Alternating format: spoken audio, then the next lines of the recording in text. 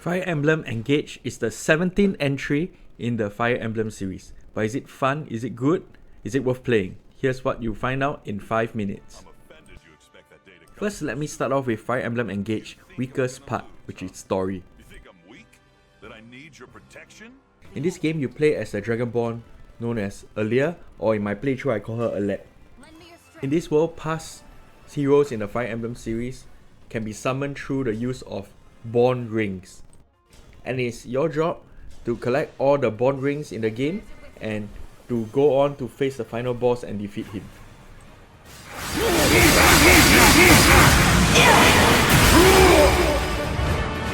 I live to fight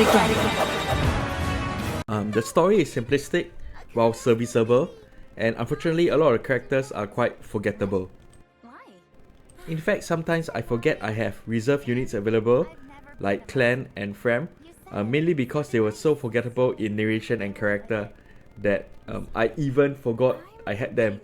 This despite the fact that they accompanied me through the early stages of the game.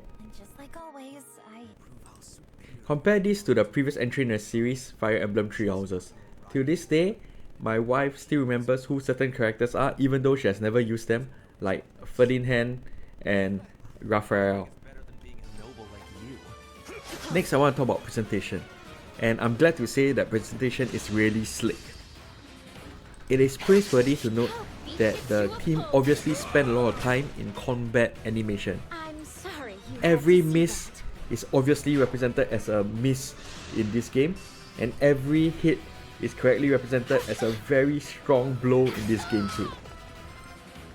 Outside combat, there's also obvious improvement in presentation over the previous game, Three Houses, because as you can see, instead of the background being static, the grass is slowly moving in the background.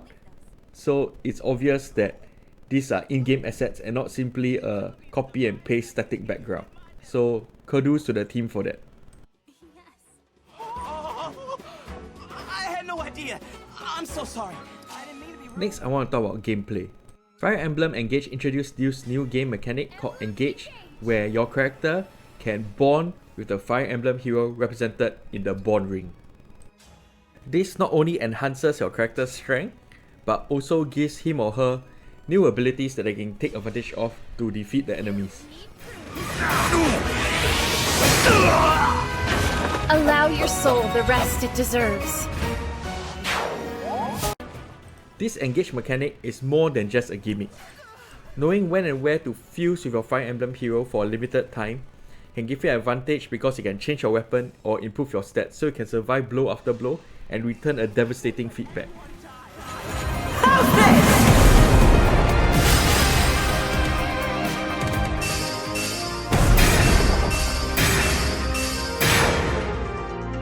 And yes, Fire Emblem Engage can be a really tough game, so be prepared to rely on these gimmicks such as the ability to redo your moves and the ability to engage with your Fire Emblem heroes over and over again in order for you to overcome certain maps.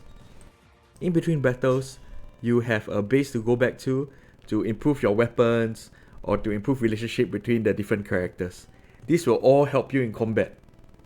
However, I didn't find this part of the game particularly enjoyable and find some segments particularly tedious, like polishing the rings.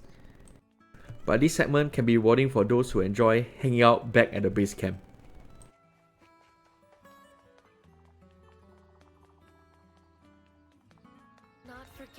So all in all, what do I give Fire Emblem Engage? I give it a solid 9 out of 10.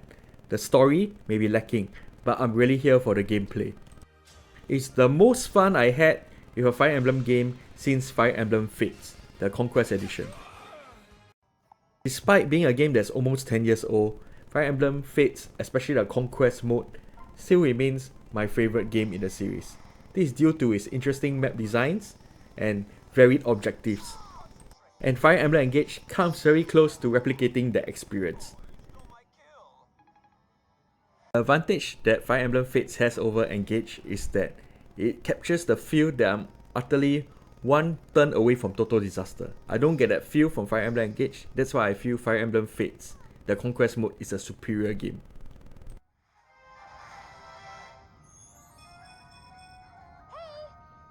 With that, I conclude my review.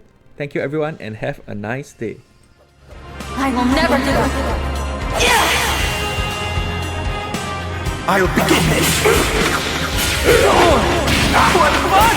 Tenacious!